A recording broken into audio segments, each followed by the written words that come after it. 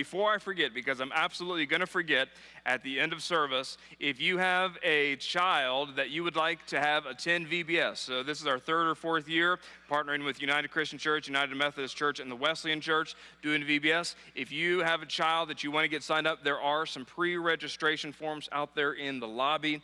Just sign those, fill those out, and then you can actually just leave them at the coffee bar or something, and we will take it from there. There's also some forms on the internet if you want to do it that way, or you can register there when it starts. So I just knew that I was going to forget that, and I didn't want to. Hope you've had a great week.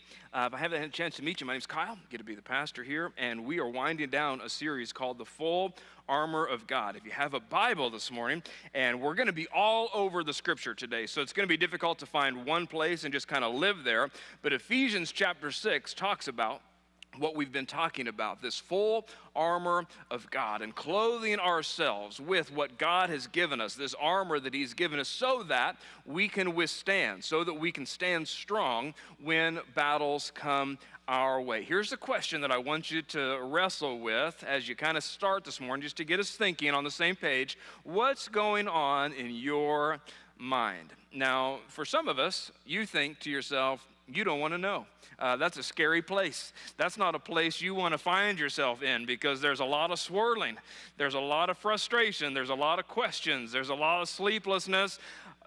For all of us, we have that. But here's what we think is true. There's something is shaping our mindset. There's something that is causing our mind to lean in that direction. And if we're honest, and I think it's partly just the culture that we live in, our minds can get really crowded really easily. What about this? And how's this all going to work out? And what I don't know how this is going to happen. And all these important questions and good questions, but they can crowd out some of the more important questions. We've got to-do lists. Some of you are thinking about your to-do list already, and you're making your shopping list, and we've got to do the Walmart pickup, and we've got to do this, and then on Tuesday I've got this, and it's just the swirl that's going on, and that's natural and that's fine, unless it's pushing out what God wants our mind to be set on. Craig Rochelle, a great pastor, he's got this great quote. We did a whole series on this several years ago. A lot of you weren't here, but he said this, that your life is always moving in the direction of your strongest thoughts.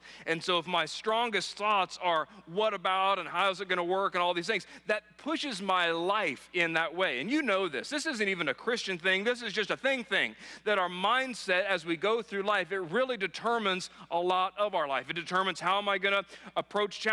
It determines how am I going to navigate hardship. Just what I move in, where my mind goes and where my mind moves into, well, really my emotions follow. And my state of mind kind of is the steering wheel of my life. The way that we treat people is often context, and it comes from the context of, well, where is my mind? And how we think about challenges, and how we think about unexpected things, and how we think about people we don't like. People that we don't like. It has this huge impact, and again, you don't need me to tell you this, has huge impact on how do we navigate through life. Because if you think that your future is bleak and it's uncertain and there's all sorts of question marks, well, your mind is going to lean into some anxiety and some sleeplessness, and you might have a little bit of a shorter fuse. If you think that your future is bright, if you think that there's a path that God is leading you to, well, you're going to start each morning with the recognition, okay, it's a new day. It's a new day to grab a hold of opportunities. It's a new day to experience some challenges, but because God is with me, I can make it through. And so the Apostle Paul, as he's winding up this full armor of God, the very last thing that he says is, I want you've put on the belt of truth, the breastplate of righteousness, you have the shoes of the gospel of preparation of peace, you've got the shield of faith, you've got the sword of the Spirit, and now here's what I want you to do at the very end. I want you to take up that helmet of salvation. I want you to put on your head, what does a helmet do? Well, it protects your head. It protects your mind. It protects your thoughts. The Apostle Paul in 1 Thessalonians chapter 5, he kind of expanded on this idea. He said it this way, kind of gives us a little bit more of a deeper understanding of what he was talking about. But since we belong to the day, which just means that because we're following Jesus, let us be sober. Let's think about life properly, putting on faith and love as a breastplate. And then he says, not just the helmet of salvation, but the hope of salvation as a helmet. Here's what the Apostle Paul is saying, and I think it's helpful for all of us, is that you've got to protect your mind. That because we have salvation awaiting us, we have the hope of salvation, that really shapes and changes how I live today. Now, when you're reading the New Testament particularly, you need to understand, this is just a quick theology lesson, then we're going to get into the practical. But what you need to understand when you're reading the New Testament is the New Testament it says saved in 3 different contexts. So there's the past salvation, that we have been saved. You have been saved. That was your Easter moment. That is the moment that you cross that line of saying, I believe that Jesus is who he says he is, that he's done all that he says that he will do, that he died, then he rose again, and he because of his death, my sins are forgiven. That is saved. I think I've got the wrong slide up there. Go 2 slides ahead of me, Keith. I've got a verse right here. Do I have it?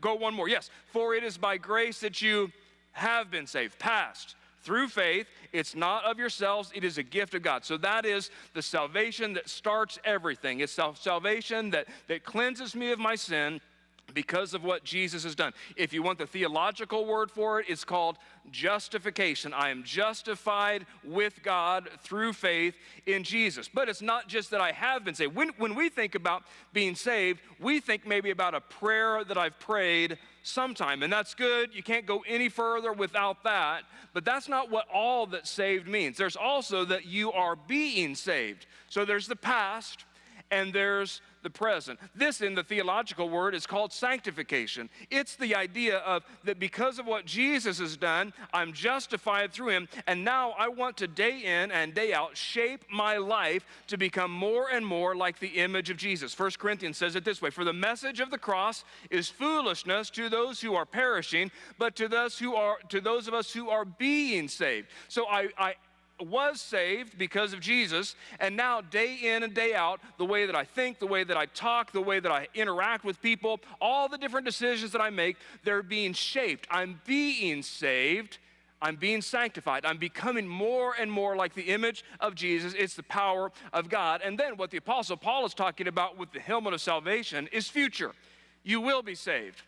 Past salvation, justification. Current, working out the salvation, sanctification. Future salvation, if you want the theological term, is glorification. It's heaven someday. That's the great hope that we have, that when this life is over, it's not over, that we're just passing through, that we are going to be saved. This is what Paul said in Romans. And do this, understanding at the present time, the hour has already come for you to wake up from your slumber, because our salvation, future, down the road, I've been saved, I'm living my life being saved, and then our future salvation, our salvation is nearer now than when we first believed. What Paul's talking about is that your death is nearer now than it used to be. That your death today is nearer than it was yesterday. And that's not this creepy thing, that's not this morbid thing, it's just reality. The death is coming for it's all. And here's why this is important. Here's why it's important that we put on this helmet of salvation. Because, and you know, again, you know this, the world can crush your hope. You can get so caught up in the weeds of just this moment, right now, today, I've got to put out this fire, and I've got this problem, and I've got this issue, that I have no hope about tomorrow. I'm just right here, right now, and I end up weary, I end up discouraged, I find myself being tempted to give up, and when I lose hope, a lot of times I lose heart.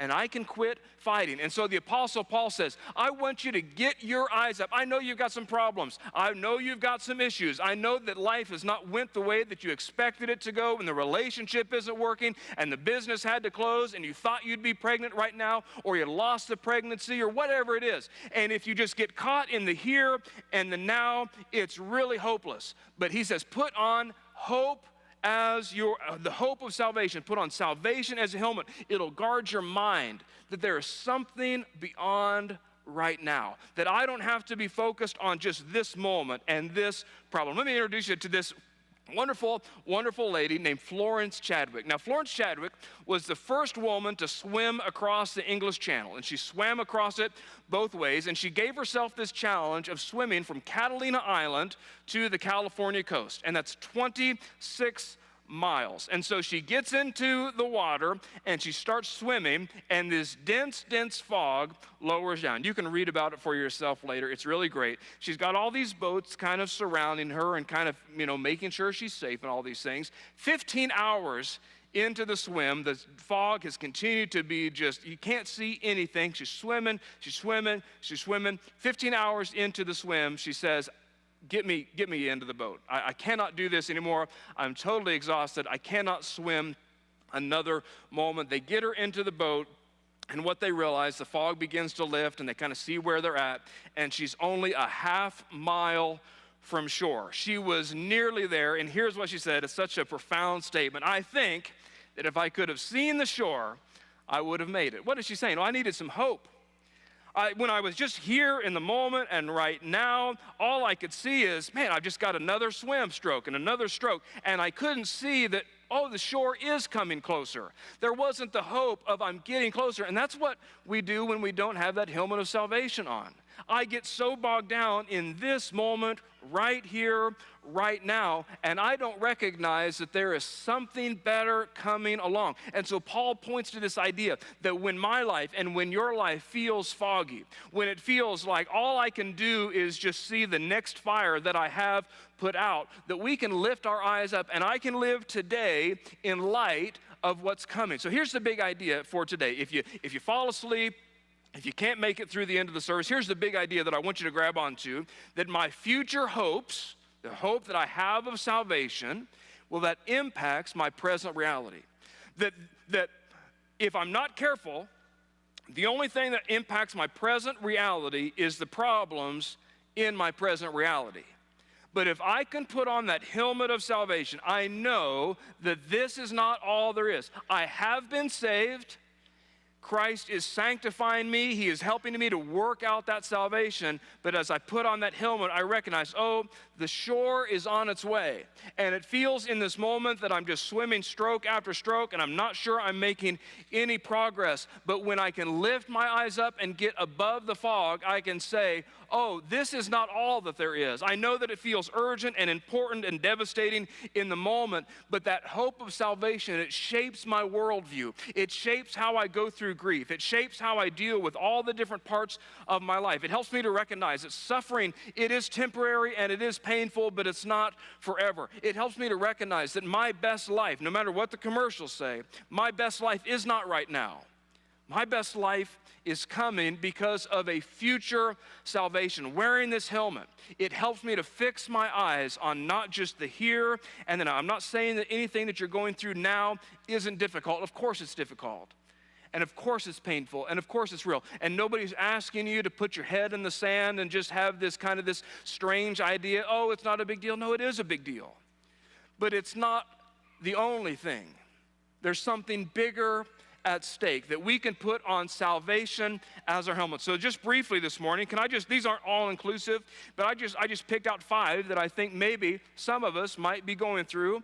If you're not going through them today, you might go through them in the future. And if you can put on the helmet of salvation, you're going to live day in and day out later. Here's what it's going to help you to do. Number 1, it's going to help you to grieve hopefully. We all recognize that, man, there's loss in the world. You've been to funerals. You've been to graveside. You've lost somebody that you love. And in the moment, it's so devastating. I can't even breathe. I can't hardly put one foot in front of the other. And Paul says, put on helmet of salvation. Because when you do that, you recognize this life is not the only life. There is something bigger coming. Paul says, brothers and sisters, we do not want you to be uninformed about those who sleep in death, about those who have died, about your mom that's died, about your brother or your child, whatever that looked like. We don't want you to be uninformed. We don't want you to be hopeless, in other words. We don't want you to have to swim through that in a fog so that you do not grieve like the rest of mankind, because they have no hope. They're just swimming that, well, this is all there is. And so I never get to see them again. I saw them for the last time and it's over. For we believe, the people that have been saved, the people that are saved and have helmet of salvation on our head, recognizing there's a future salvation coming. We believe that Jesus died and rose again, past salvation. And so we believe that God will bring with Jesus those who have fallen asleep in him, future salvation. What is Paul saying? That we don't grieve without those that have hope, that we do grieve. And of course we're sad, but we grieve differently. That we recognize that this is not all there is. We don't deny there is deep, deep, deep sorrow, but our sorrow is infused with hope. It's infused with, I've not seen them for the last time. I've seen them for the last time here, but there's coming a day, because of the helmet of salvation, I'm going to see them again. Here's what Paul is saying. When we grieve differently, we remember death is not the end of the story. It's the end of this chapter, but it's not the end of the story. And so when I put on that helmet of salvation, it can reshape even my deepest grief. And let me just tell you, I've stood at the gravesides of many, many funerals. I've done countless funerals. And let me just tell you, there is a difference. There's a difference between those who have hope and those who don't. Everybody's sad, but there's something going on under the surface. There is a hope for those that have been saved, are saved, and had the helmet of salvation on their head because they recognize it's the end of the chapter, it's not the end of the story. And so when you put on the helmet of salvation, I know that it's sad, and of course it's devastating, and of course you miss them. But if they had been saved, and if they followed Christ in this life, you will see them again. And so we grieve hopefully because of the helmet of salvation. And then here's the second thing that we have to do. We live holy. I grieve hopefully, but then I also, that current salvation is something that I focus on. I focus my life on because I have been saved and I will be saved. In this moment, I need to work out that salvation. I need to shape my life. How does Jesus want me to live? I'm a teenager getting ready to go into 8th grade, or I'm getting ready to go into high school, or I'm getting ready to go into college. I'm getting ready to go into the workforce. I'm married. I'm doing all the different seasons and times of my life. I want to say, Jesus, how do you want me to live in this moment right here, right now? I recognize that I'm going to meet you sometime in heaven, and because I'm going to meet you sometime in heaven, I want to change how I live today. John said it this way, dear friends, now we are children of God, past salvation, and what will be, future, has not been made known. But we know that when Christ appears, future salvation, we shall be like him, for we shall see him as he is. And he says this, all who have this hope in him, that hope is future, purify themselves, just as he is pure. So Paul connects hope with holiness. That when I recognize, I put on the helmet of salvation, and I know that I'm going to see Jesus face to face soon, well, that changes how I live today. And you know this because you've all done this. Some of you have had, all of you have had, a special guest coming to your house. And you knew they were coming. You knew they were going to ring the doorbell. And you took action because of a future thing that was going to happen. You cleaned the house, or at least threw everything under the bed, or put everything in a closet that you were confident that they wouldn't open. And maybe you lit a candle, and you cooked the meal, and you put away the dishes, and you invited your husband to take his socks off of the floor and put them into the basket that the socks are right next to. I've seen this movie. We've all been there. But here's what you did. You knew that there was something coming, and that impacted your present reality. That's what Paul is saying. Put on the helmet of salvation. Prepare yourself that Jesus is going to be face to face with me someday. And because there's a someday coming, that impacts me today. That's why the helmet of salvation matters. It guards my mind against apathy.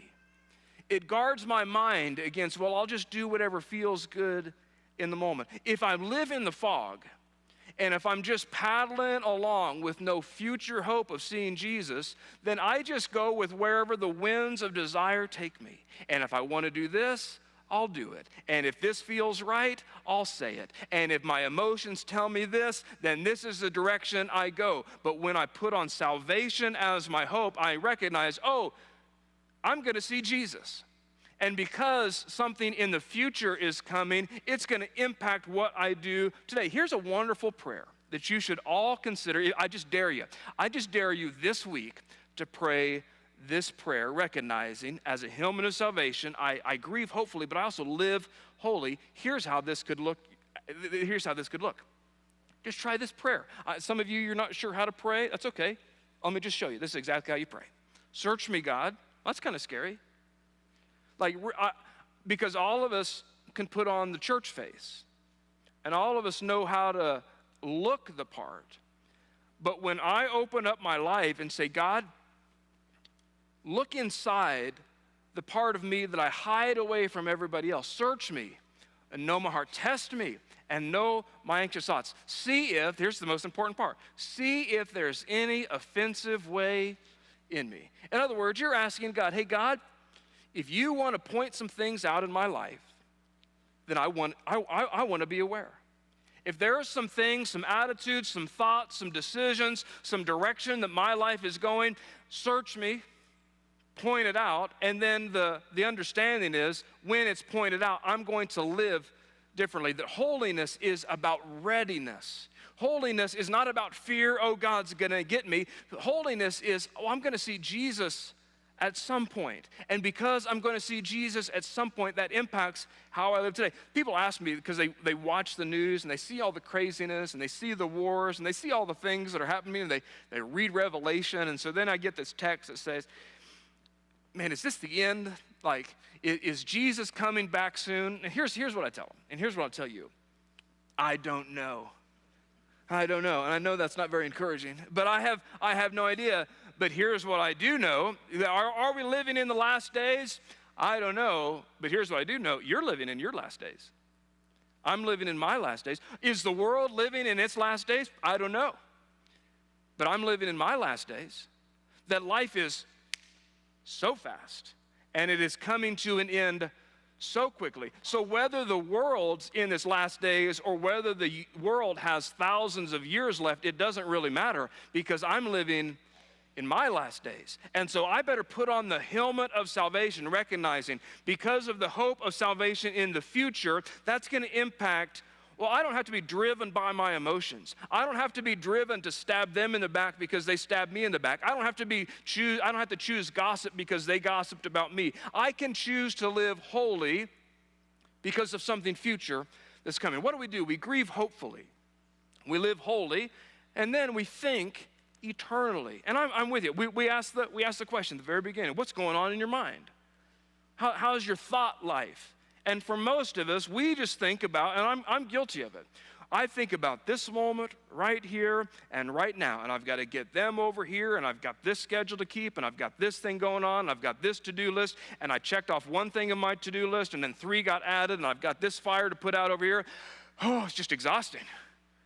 It's just exhausting. And some of you came in this morning exhausted. You didn't sleep at all last night. Your mind is just swirling. What about? Paul says, Colossians, since then, you have been raised with Christ. So because you had a past salvation, that you were raised from death to life because of Christ, set your hearts on things above. Take a different perspective. Move your eyes up a little bit where Christ is seated at the right hand of God. Future salvation. Set your minds on things above, not on earthly things. Here's what that helmet of salvation does. When I put it on every day, it guards my mindset. And so I am not so focused on just this moment right here because, again, I recognize this is not all there is.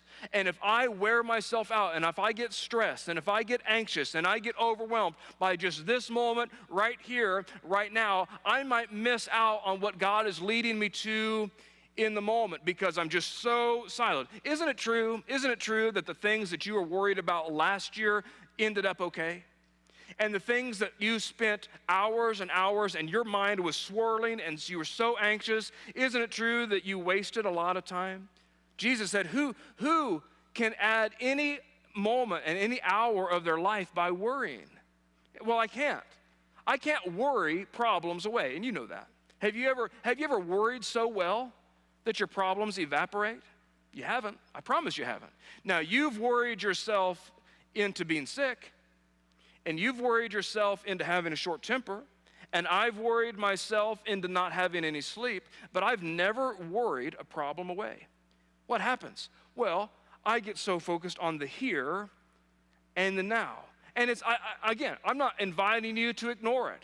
I'm just saying that this is not all that there is, that we can live with eternity in view. And here's what happens when I put on the helmet of salvation. It changes what I value. It changes how I spend my time. It changes where is my energy invested. It changes what I chase after. Because if I'm just living in this moment right now, then I've got to keep up with the Joneses. And I've got to go here, and I've got to do this, and I've got to have this experience. And thinking eternally, here's what it does. It means I stop trading what matters the most for what matters now. When I don't have that helmet of salvation, the only thing I focus on is the here and the now, and what matters today, and what matters right now, and what fire do I have to put out. But when I put on that helmet of salvation and I see, oh, there's something bigger. Well, I don't have to trade what is important right now and what seems so urgent right now for the glory of what is in the future. It impacts how I spend my calendar. My relationships, my money, all of my priorities get filtered through this different lens of there's eternity. And so I don't have to spend these few hours that I have so focused on this thing.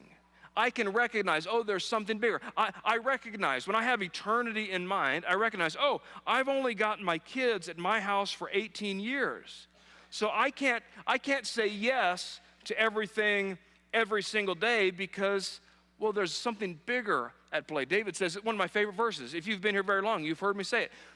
I've got the wrong verse up here. Here's what it actually says. I plugged the wrong verse in. It says, teach me to number my days that we can gain a heart of wisdom. That put on that helmet of salvation, and it invites us. God, I want to recognize my days, man, they're so limited. And when I recognize my time is limited, I limit how I spend my time. Teach me to number my days. Help me to think with eternity in mind. What do we do when we put on that helmet of salvation? Well, I grieve differently, and of course you're going to grieve. Of course you miss them, but we grieve with hope, and I live holy. Some of you this week, this is the only thing you need to do this week, is you just need to pray that prayer. Search me. Know me. Don't pray anything else if you don't want to. Just pray that prayer. Point out anything in me that offends you, because if it offends you, well, I want it to offend me. That's the important part. That we don't want to be okay with things that offend God.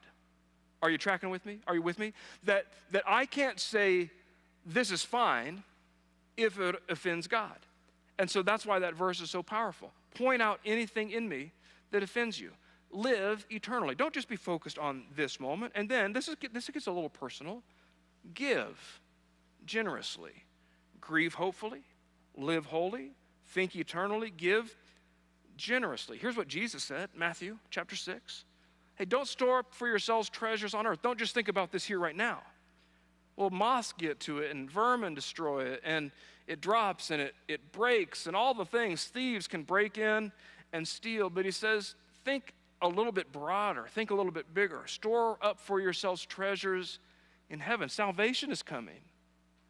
There's something bigger than the here and the now, where moths and vermin don't destroy and where thieves don't break in and steal. Here's what that hope of salvation does. It helps me to live my life open-handed. It helps me to recognize that everything that I have is placed in my hands by God. And so if God wants to use it and take it out of my hands, well, he can. I don't want to live so close-fisted. I don't want to have this mindset, I've got to have it all right here and right now. That's what the world says. That's what every commercial, every advertisement, every marketing points you to. Every commercial says, you need more. You need to have better. You need to protect it. You need to save it for yourself. You need to build up for yourself. And Jesus invites us to have a bigger perspective, that I can give freely because my real treasure is not in what's in my garage. And my real treasure is not in how many square foot I have. And my real treasure is not in is it new and is it shiny. And I'm not against new. I'm not against shiny. I'm not against better. I'm not against upgrade. I'm not against a vacation. I want that all for you, unless that is where you focus your life. If you focus your life on just, I've got to gain for myself here, you're missing it. Because there's treasures that we can store up in heaven. When Brandon and I go on vacation, we love to stay at an Airbnb. It's what we love. We find ourselves, the little Airbnb in the mountains, in the cabin, and we love it. But here's what we've never done at an Airbnb. We've never purchased furniture for it. Like, we don't go redecorate the Airbnb. We just show up, and we live, and we leave, because we know, well, I'm just here for a little while. And why would I invest something in a place that I'm only going to be a little while? That's what Jesus invites us to. That's what that helmet of salvation is. Oh, I'm just here for a little while.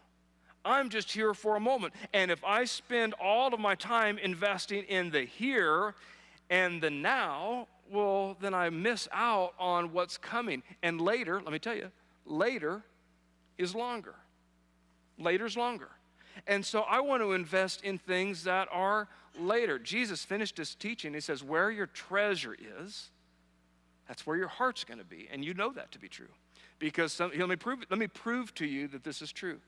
Purchase a stock. Just purchase one stock, or purchase some crypto or something. Put some treasure into a stock or into some crypto. Invest into a business. Here's what's going to happen. Your heart's going to be there. Because all of a sudden you want to know, how's my stock doing? How's that crypto doing? Did it rise or did it fall? You put treasure, and all of a sudden your heart was there. And so Jesus invites you, why don't you choose to live today generously? Know that nothing lasts forever. And again, I know the world says you got to have more and gather and gather and gather and gather and gather. But here's what some of us have done. And let's just tell ourselves the truth. This isn't to make hurt anybody's feelings. It's just, let's just tell ourselves the truth. Some of us have invested so much of our money into momentary things that I've got nothing left to invest in eternal things. I've spent all of my time gaining for myself, and I haven't had any left over to share with anybody else. And I've told you this before, and I really do mean it. This has nothing to do with these two offering baskets that are here.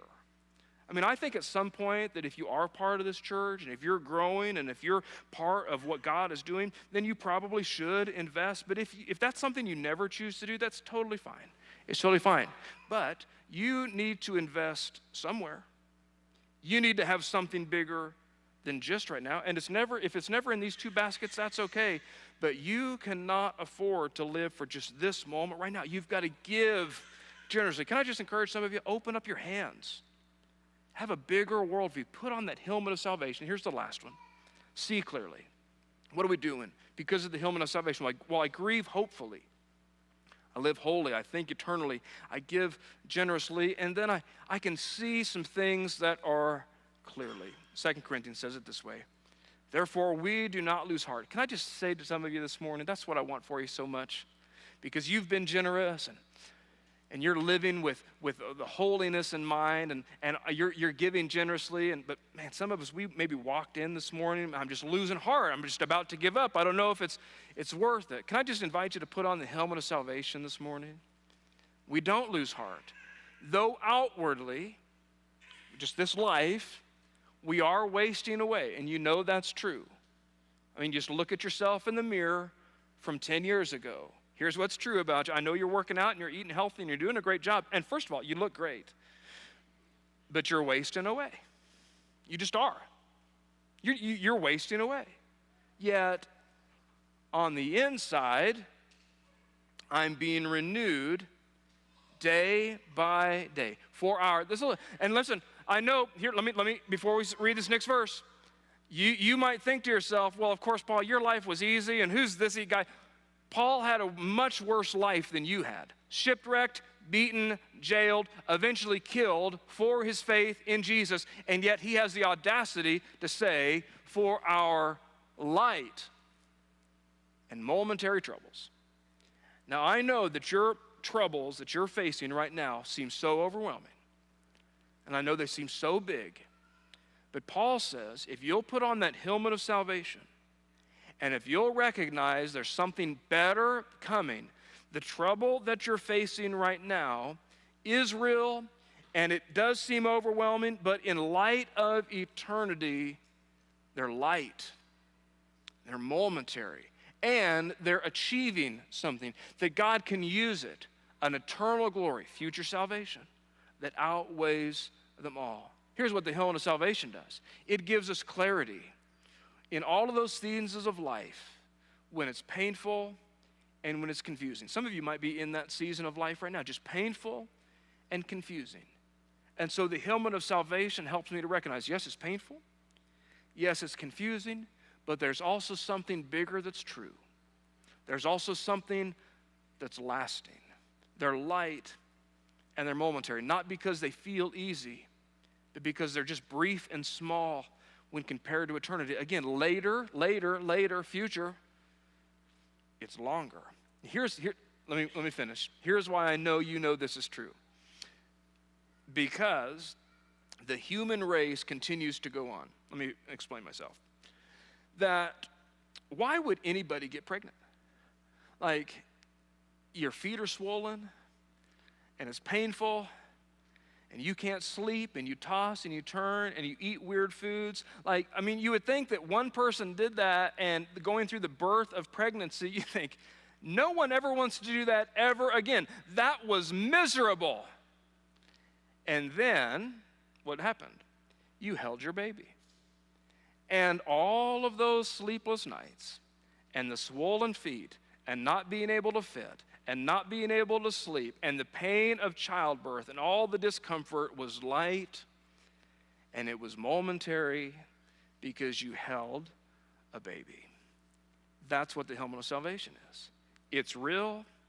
I'm not trying to pretend it away, but it's just this moment that I can see that there is something bigger for me. Paul says, so we fix our eyes not on what is seen, not on this moment right here, and that's what we do. That's when we don't wear our helmet of salvation. I fix my eyes on this moment right here, right now. It's bad. It couldn't get any worse. I got fired. I got laid off. I got broke up with. I couldn't get pregnant. We're going through a divorce.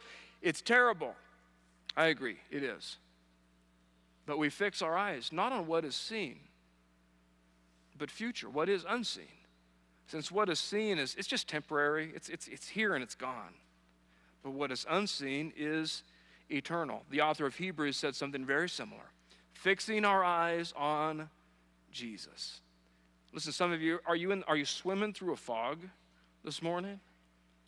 You just paddling, and I just don't know. Is anything fixing our eyes on Jesus?